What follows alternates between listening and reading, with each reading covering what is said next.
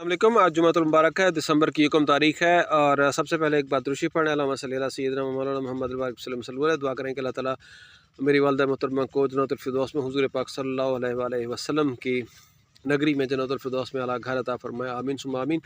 अच्छा, आज का मेरा टॉपिक है कि जी गंदम को खाद पहले पानी पर कितनी दें, कौन सी दें।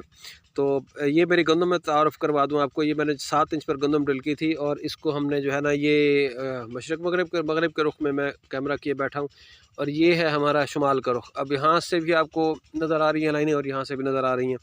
तो हमने 2 रुख में ड्रिल की थी। मकसद ये था कि जी मैं इसमें पौधों की तादाद बेहतरीन कर जाऊँ। 7 इंच में यकसानियत नहीं आती।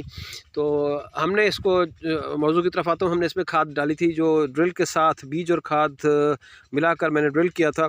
और ये अभी 16 से 17 दिन की गंदम है। इसमें मैंने 1 बोरी डीएपी बवक्त काश्त बीज के साथ डाली थी। इस वजह से इसका स्टार्टअप, इसकी आमद, इसका कलर माशाल्लाह बेहतरीन है। आपको नज़र आ रहा होगा कि फुल बेहतरीन जो फसल का माशाल्लाह रंगत है वो बेहतरीन है, बढ़ोतरी भी अच्छी है। लगभग गंदम ये देखें कि 3 पत्ते मुकम्मल कर चुकी है।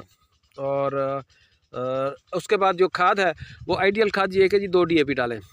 इस दफ़ा कीमतें ज़्यादा हैं 2 डीएपी, तो किसी की फुर्सत में है नहीं कि 2 डीएपी डालें। उसके बाद क्या बनता है कि जी 2 डीएपी नहीं डाल सकते, 1.5 डीएपी डालें।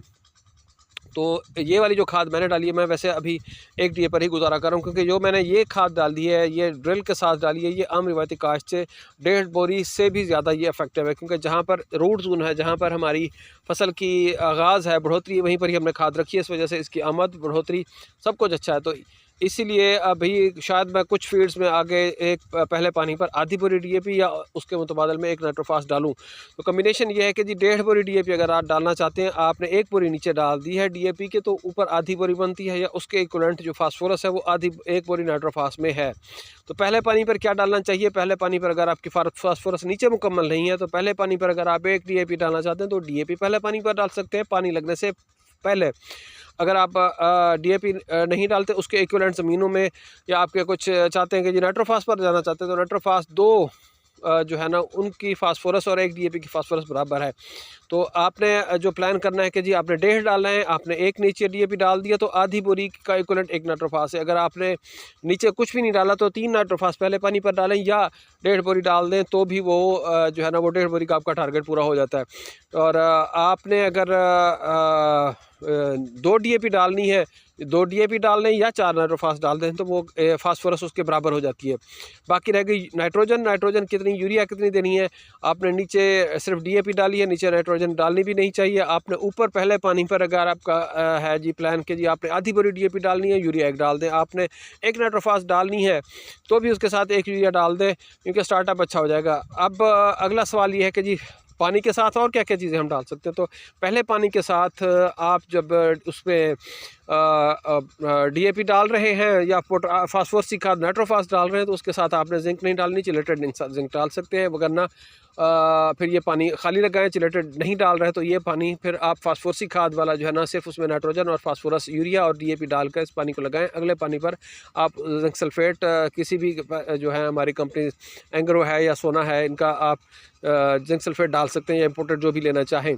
तो बाकी सल्फ़र भी डाल सकते हैं आप। अगर नाइट्रोफास डाल रहे हैं या डीएपी डाल रहे हैं, उसके साथ आप सल्फ़र भी डाल सकते हैं। और अगर आप फास्फोरसी खाद नीचे मुकम्मल कर चुके हैं, तो पहले पानी पर आप जिंक और सल्फ़र ये यूरिया के साथ मिलाकर डाल सकते हैं, उनको छटा किया जा सकता है। तो डालना कैसे चाहिए, सवाल ये पैदा होता है। मेरी हमेशा से तरजीह रही है कि जी आप डीएपी डाल रहे हैं तो पानी से पहले डालें। अगर आप नाइट्रोफास डाल रहे हैं तो ये इस क्यारे में पानी लग चुका है, तो अब इसमें पानी शुरू होगा, तो इसी में ही हमें नाइट्रोफास छटा करना होगा, ना कि आगे पूरे दिन की हम नाइट्रोफास का छटा करें, वो भी गलत होगी। क्योंकि उसमें नाइट्रोफास में डीएपी छटा कर दें पूरे दिन की खैर है, लेकिन नाइट्रोफास आप हर क्यारे से पहले छटा करवाएं, क्योंकि उसमें भी नाइट्रोजन होती है, वो थोड़ी जो है ना वो डिज़ाल्व हो जाती है। आप हाथ पर रख कर बैठें, डीएपी पूरा दिन कुछ नहीं होता। नाइट्रोफास अगर धूप लगे तो कुछ हद तक उसमें भी फ़र्क पड़ जाता है। ये यूरिया जो है वो तो गर्मियों में स्पेशली घंटों का खेल होता है। तो इसलिए प्रेफरेंस ये करें कि नाइट्रोफास आप पानी लगने से क्या एक जो पहले जिसमें पानी लगा रहे हैं उससे पहले नाइट्रोफास का छटा करते जाएं। आगे बात आ गई यूरिया की, तो यूरिया जो है ना वो जनाब आप पानी लगने से 2 दिन बाद 3 दिन बाद आपकी ज़मीन के टेक्सचर पर रेतली है तो अगले दिन कर लें, ज़रख़ेज़ ज़मीन है तो 2 दिन 3 दिन बाद, जैसे ही गप हालत में हो और दरमियानी गप से बतर आने की हालत में हो उस वक्त इसमें यूरिया का छटा कर दें, उसके रिज़ल्ट्स बहुत अच्छे होंगे। और बाकी जो है ना वो पानी कोशिश करें कि ये मेरी थोड़ी सी रेतली मेरा ज़मीन है, आपको नज़र आ रहा है, तो हम इसमें जो है ना वो दरमियानी आबपाशी कर रहे हैं। आप कोशिश करें कि आपकी जो ज़रख़ेज़ ज़मीनें हैं, अच्छी ज़मीनें हैं, पहली आबपाशी हल्की करें। वैसे अभी अगले 10-15 दिन में, आज वैसे इस्लामाबाद अपर में तो कुछ बारिशें मुतवक्के हैं, मैदानी इलाकों में अगले 10-15 दिन में कोई ख़ास बारिश मुतवक्के नहीं है। जब बारिश हो पानी फिर हल्का लगाना चाहिए, लेकिन अभी भी आप हल्की आबपाशी करें। ज़्यादा आबपाशी जो होगी ओवर इरीगेशन से जो है ना वो गंदम में कुछ ना कुछ मसाइल ज़रूर होते हैं। तो ये थी एडवाइज़री, आप इस पर अमल करें। इंशाअल्लाह ताला मेरी टेक्नोलॉजी विद नवीद में इंशाअल्लाह ताला आपको इसी तरह मरहलावार हम लेके चलेंगे। Thank you so much. अल्लाह हाफ़िज़।